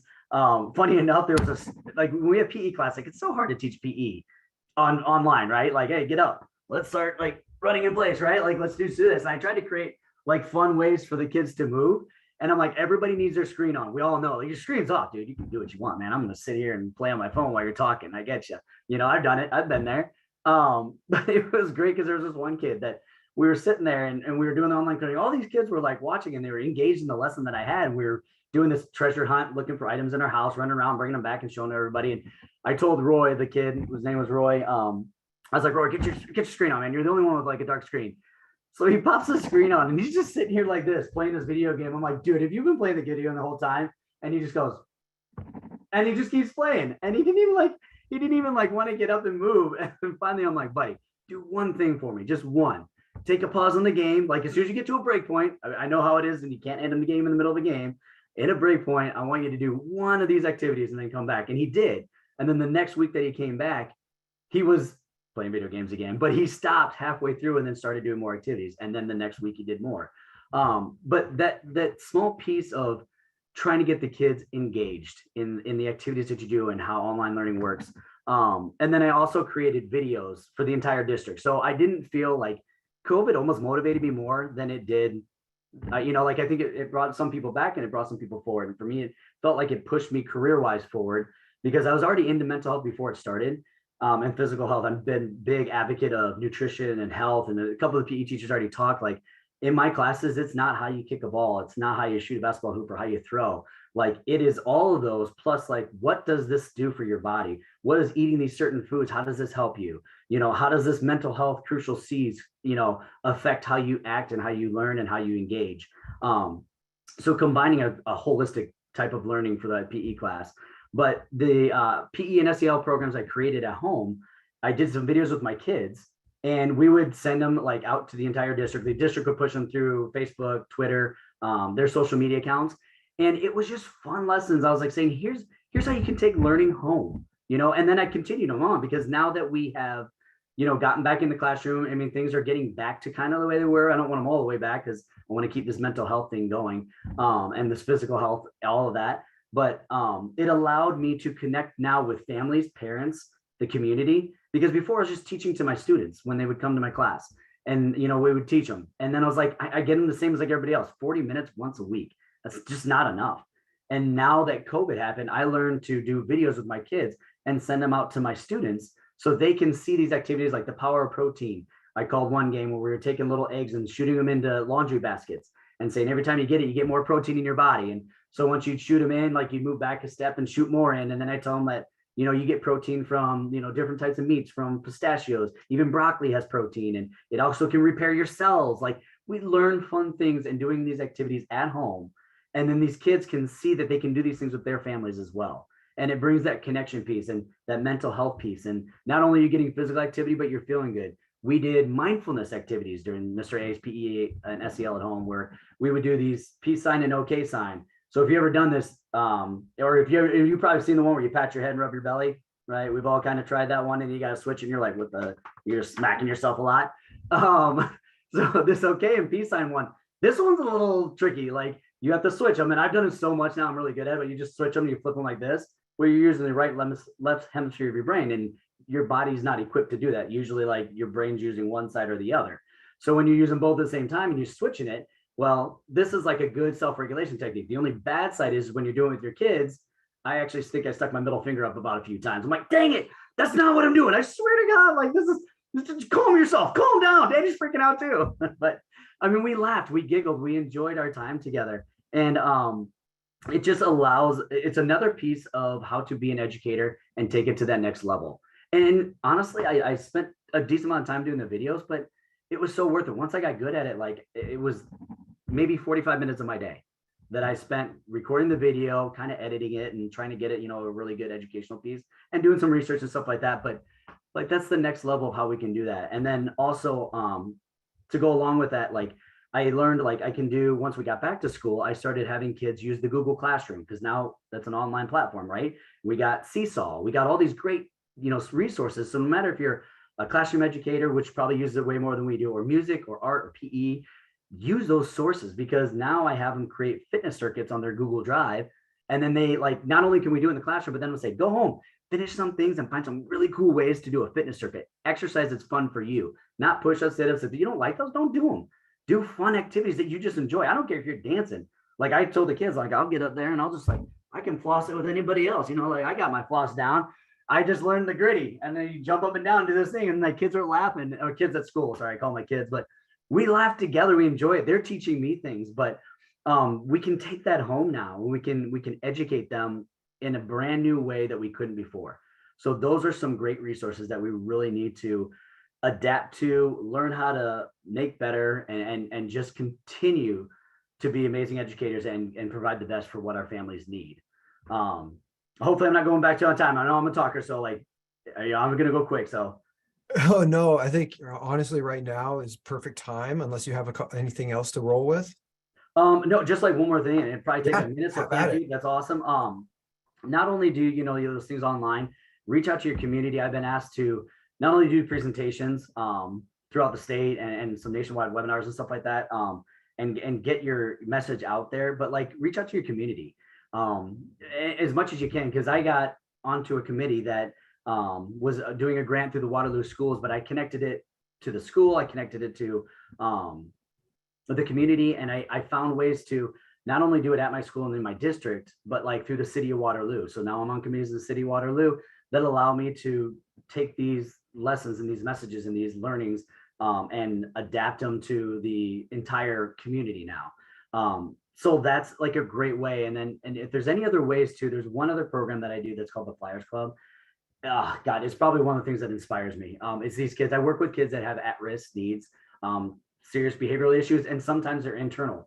And we do active therapy, which is a great, I got this book, once again, Terry Kottman is the author. And then she's a leader and play therapist, one of the best in that field. And then she collaborated with people who had PhDs in physical education.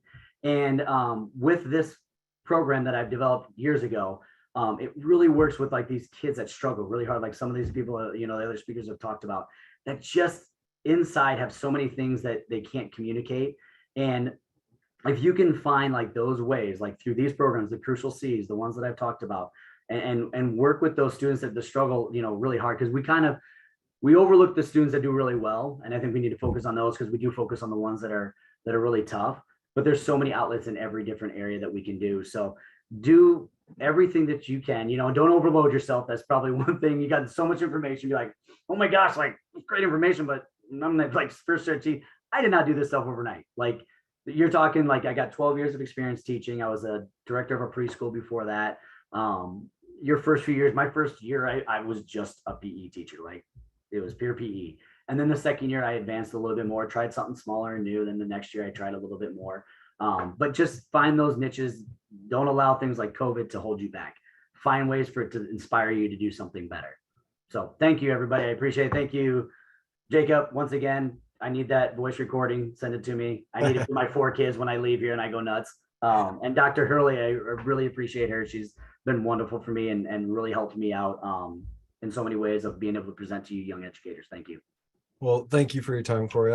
I did find myself trying to do the okay and piece underneath my camera just because I did not want to accidentally, I just didn't want to embarrass myself with my inability to do that. But it is incredibly difficult. It is. There's some other ones I can teach you guys too. And I'll actually put my name in the chat. So if you ever want to reach out to me, the resources that I have provided, I would be happy to share them. All right. Well, thank you, Corey. And so we will move on to our final 2 speakers, Holly Peterson and Paul Simmer.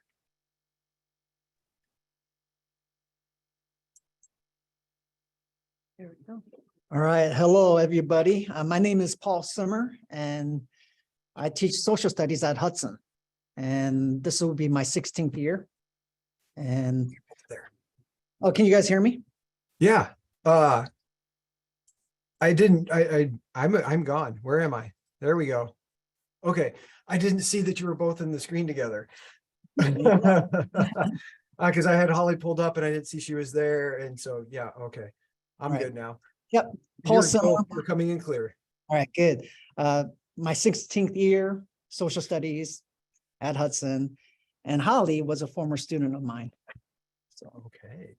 I'm Holly Peterson. I teach math in the high school here at Hudson. A little bit about our town. We're a small town, population of about 2,500 people, very close to large communities, Cedar Falls and Waterloo. Let's see. Just to give you guys a little bit of a history of Hudson, right? In terms of the school year, starting on the COVID year. So 1920, we did online learning from spring break on. And so it was not mandatory. So it was just not mandatory for the students to participate.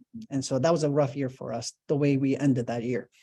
The following year, 2021, we did in-person learning, but we did mask and social distancing and contact tracing throughout the whole year.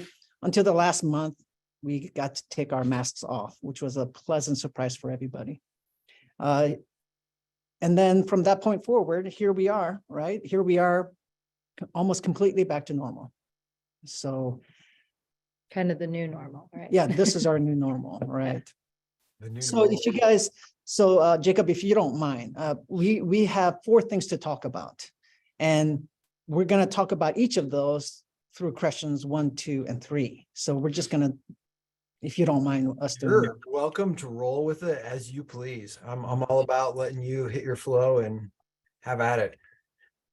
Okay, so we're gonna start with a couple things that we have noticed or changed within our classrooms from pre-COVID to until now. For me personally, so I teach, again, math at the high school level. Something that has changed quite drastically, I would say, for me is my absent work routine. Prior to COVID, when students were absent, they would be instructed to grab their sheets out of a folder and come see me for the lesson. Throughout COVID, I kind of introduced myself to some different uses of technology and began to implement more videoing of my lessons because I started to realize and become exhausted with the absent work, keeping track of what was happening today, what happened 3 days ago when they were here, who was here, wasn't here. So what I'm doing currently, and I give some credit to just the collaboration we were able to do as colleagues during COVID, was I video each lesson. If I know quite a few students are gone, video the lesson, and then I'm able to email that lesson to students, as well as put it in our Canvas, which is our learning management system for students to view at any time. This puts a little ownership on the students, as well as lightens my load a little bit, because as we've heard from many of our speakers today, teachers, students, our loads are heavy. And this is just one way that I've changed some practices in my classroom. One of the changes in terms of presentations, I teach geography, and so a lot of times I ask the students to present.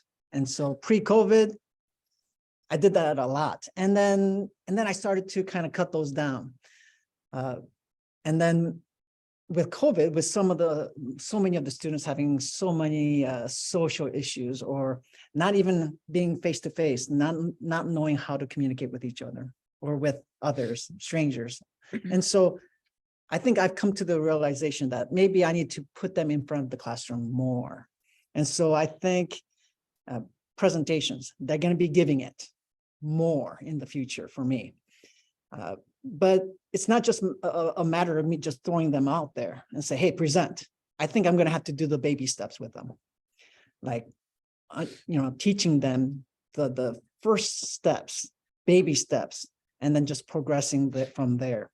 And so, here we are with students with so much anxiety and depression and a lot of issues. I think putting them in front of the classroom will be a major goal for me in the future. Moving to some things that we've done building wide here in our high school. We've heard a lot about it today, is focusing on our mental health as well as the students' mental health. So currently we've started to work with our local AEA on social emotional learning. And I feel like for both, this is benefiting both the teachers and the students, although it's just the teachers that are receiving this professional development, but we're learning about our own mental health and kind of how we view ourselves. And that's how that affects not only us, but also our students. So what mood are we in today, and how is that affecting the students? And then learning, how can we analyze the moods of the students on the current day, and how can we impact or improve that for the better. So again, we're focusing on our mental health and how that affects students, as well as learning ways to boost the mental health of the students, especially after the pandemic. And phones. The issues of phones in our school, gosh, I'm sure every school kind of goes through this as well, but there was a time when Holly was a student, phones were not allowed. And so, but at some point we allowed the students to have it. And during COVID, I think, the 2 years after COVID, or the year after COVID, I think we as a school kind of became a little bit too relaxed about it. The students were going through so much, so and the teachers were overwhelmed. And so it was easy to let the phones go, and to the point where it became even more of a problem. This year, at the beginning of the year, our administrator really got all the staff together and said, we're not going to let them have phones. I even got you guys a whole bunch, each teacher was given a phone cubby holder thing, and all the teachers were instructed to have the students put their phones into that cubby holder before class started. And so we think that this is a good idea. I mean, it's actually worked pretty well. None of the students have their phones during class ever. Which was not expected, right? not I mean, I was expected. like, there's no way that this is gonna go without a fight, Well, and not a one. yeah, there was not a lot of pushback, but I think the students recognize that phones are bad. It's becoming just a distraction.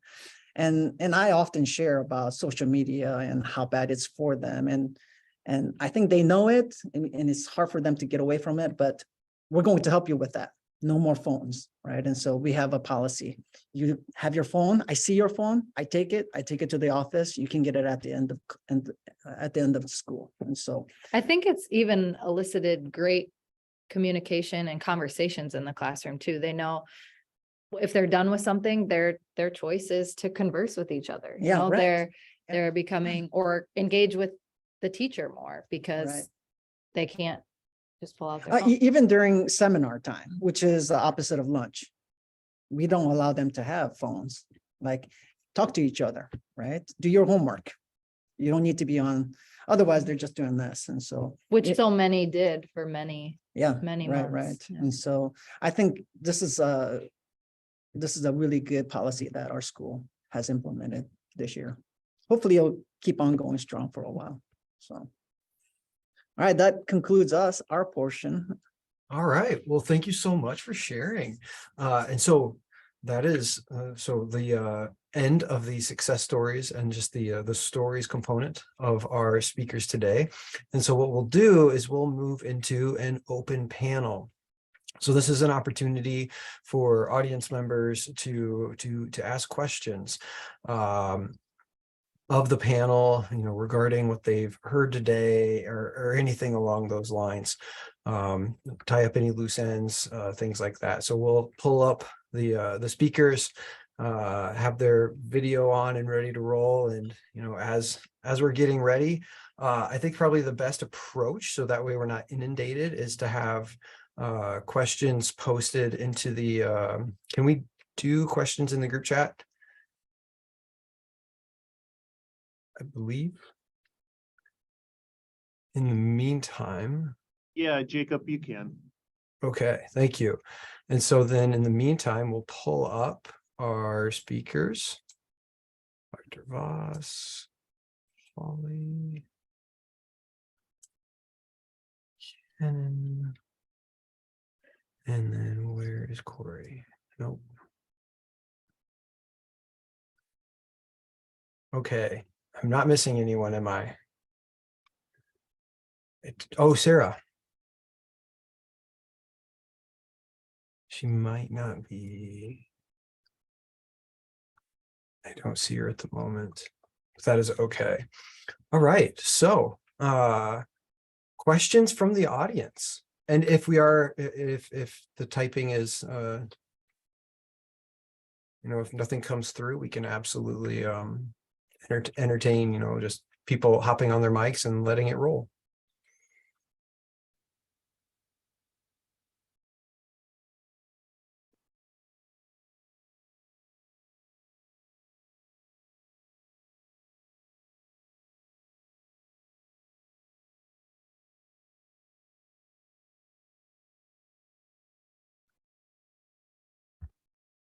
Where's the Jeopardy music? We have a question. What struck yourselves about common threads after hearing from each other? So as you were listening, obviously we had some common threads. What kind of stuck out to you, or kind of made you think?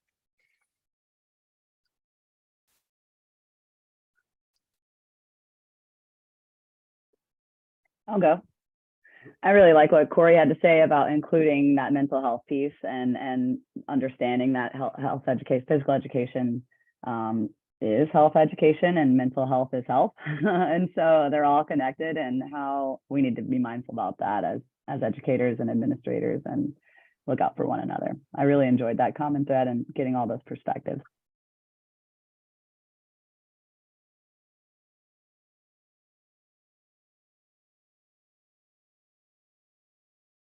Anyone else? Yeah, I would say, saying like the common thread of just really touching on the mental health aspect of what each person needs. And especially like Gainey said, like starts with you first. Like, I love that she said that, because you really can't help anybody until you help yourself first. So that was a nice little, segue into like what most everybody's kind of streamlined tonight.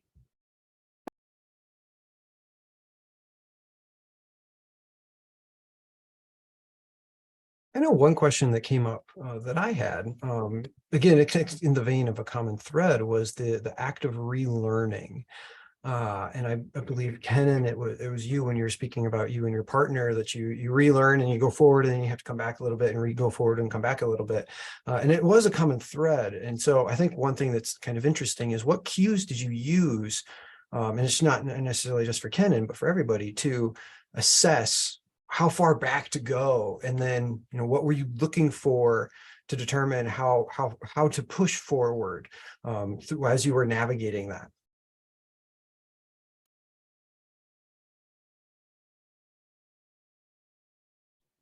I can. Okay, turn your mic. Okay, can you guys hear me? Sorry, with two of us here. Yep. Okay, I can answer that a little bit, because in the math world, that was a really big piece for me. And then there's one other math teacher in the high school, because students missed that last, what was it, 2 months of school. And so, and then they moved, to the next math class. And so if you missed this certain content in algebra, how could I add that in geometry? The biggest piece of advice I guess I have was collaboration. We had to do it together. It had to be decided, I'm going to cover this part because we need it for what's to come. I guess the biggest piece was taking the big standards that were missed and supplementing those in throughout an amount of time, not just loading a bunch of information on the students, because, they were already overwhelmed to be back in the school routine. But that was a really hard part for math, because even today I'm still kind of calculating back. Okay, you guys were in 8th grade, so that means you probably didn't get some of this. So we have to go back. So it's constantly in my mind.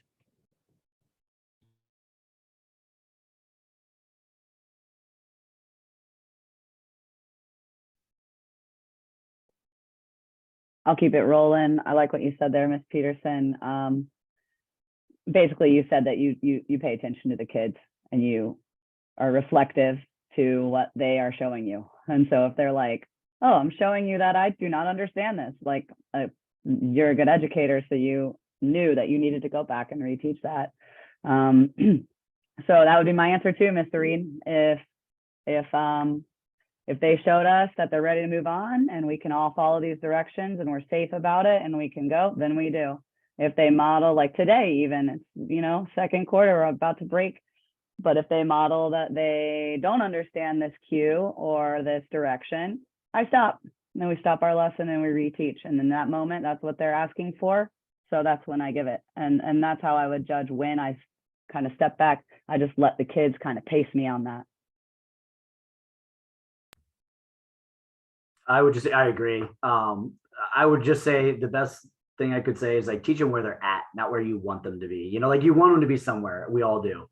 you know, especially when I feel classroom teachers, Holly, you guys, Paul, I mean, you guys really had to like struggle because of how much of, you know, and we did as PE teachers too, but my heart goes out to those classroom teachers because they were so far behind with, you know, online learning that you really had to teach them where they're at, not where they should be, I should say, not where you don't want them to be, but where they should be. So just kind of a one-liner, teach them where they're at. And then they will get there. You know, the more you motivate them, the more you inspire them, the more you, those crucial C's, you give them the courage to keep trying when faced with a challenge. You make them feel like they're capable, like they can do it. You make them feel like they count and they matter, that they're important. You know, those crucial C's are the mental health part that it gets into the learning part. Very good. We've had 2 more questions come through. What do you say to new or soon to be teachers who may be having some trepidation as they're beginning their careers, knowing that the impact of COVID is expected to have an impact for this current generation of students as they make their way forward? I would say take one step at a time, you know, like again, a one-liner, but don't overload yourself. Keep yourself centered, focus on you first, you know, then keep moving forward, but just find one thing, you know, that you feel good and confident about, you know, like capable, courage. As I said, I'm throw those out a lot. I love those words, but just take one step at a time. Don't feel like you need to do everything. That's where teachers get overloaded. I've seen it in any area, you know, specialist area and classroom teachers for sure. It's so much on their plate. We all do. Like, do not think you can do everything all at once. One thing at a time.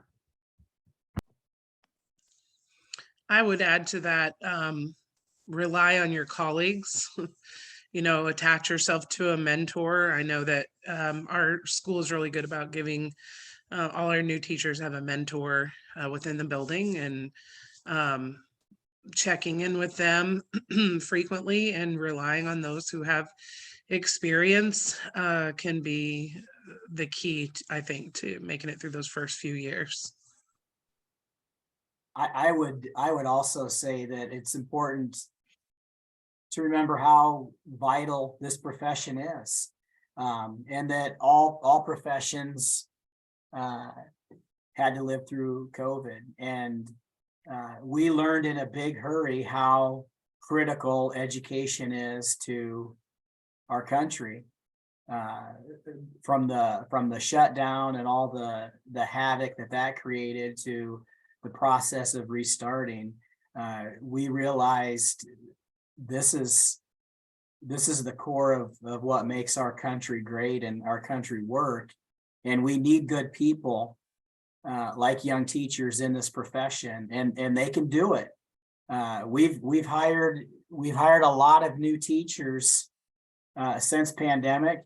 We interviewed teachers via Zoom who had their student teaching disrupted, who came in to education with virtually no student teaching experience, and our mentor and veteran teachers took those young people under their wings, and they're flourishing. They're doing great work in school. So I would just, there is not a better profession, and you'll be great. You just get into a good school district, and those veterans will help you. I wouldn't be nervous about it at all, because there's always going to be something. Now, we lived through something that we will probably never see again, but there's always going to be something in whatever chosen career or in your life journey that's pretty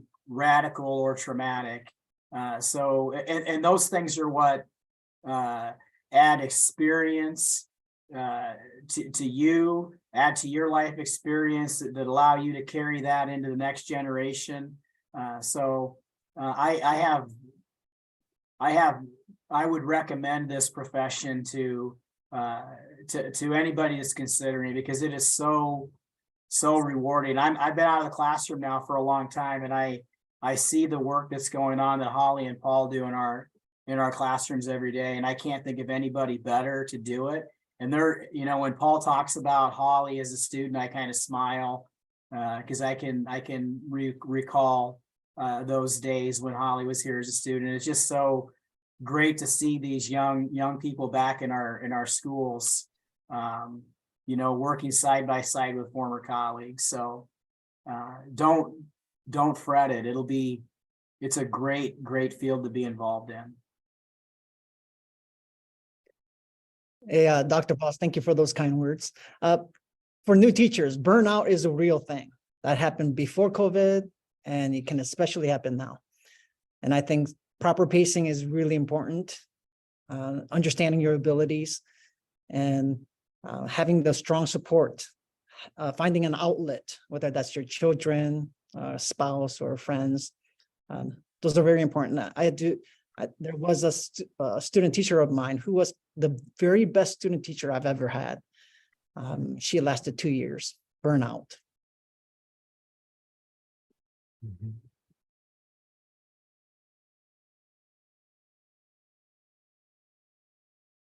Okay, so we have another question. Maybe entertain this plus possibly one more. So looking back, I mean, this actually might be a good one to end with. Looking back, is there anything you would do differently?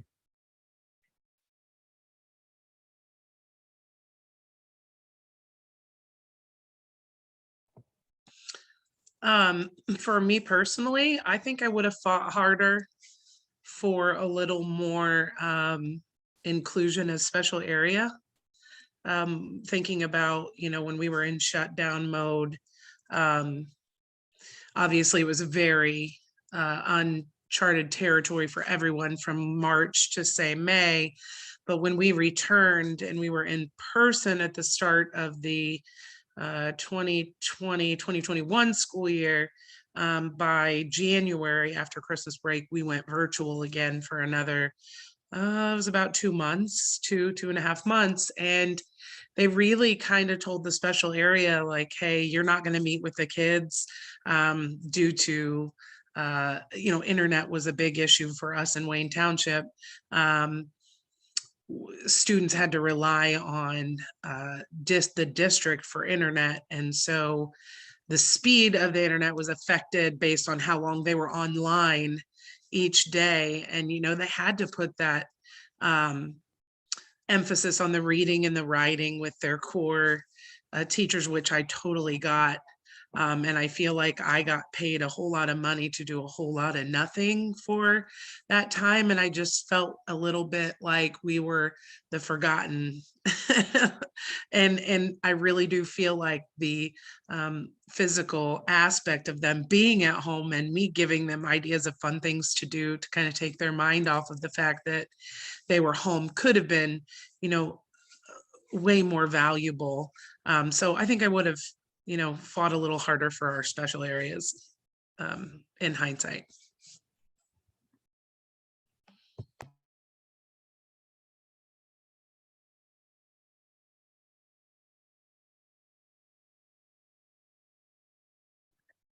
For me, I really want to increase my communication and relationships with the families.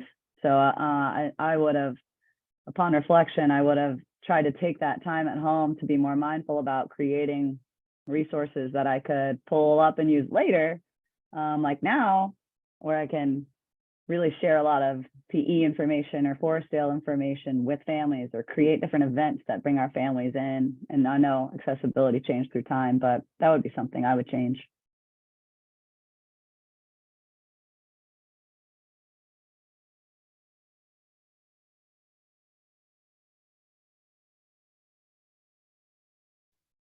Anyone else? Okay, well, with that, I think we'll probably end the conference here. For everyone that's presented, thank you for your time. For those that have been in attendance, we really appreciate you sticking with us. We have a survey that will be coming out, just a post-attendee survey looking for feedback. Essentially, we want to keep making this thing better, and what can we do differently, how can we improve, what did you like, that kind of very typical survey you would expect. So please be on the lookout for that, I believe tomorrow. But otherwise, that's it. Thank you, everyone. It's been an absolute pleasure.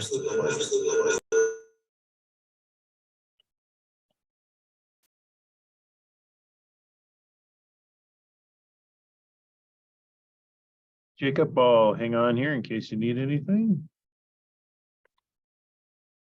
That sounds good. Jake, could you make a quick plug for our conference survey that will be sent out to everybody? I did. Did that not come out? Yeah, I heard it. Okay, thank you. Yep. That's fine. I was typing. Sorry about that. Gotcha. Yeah, no worries.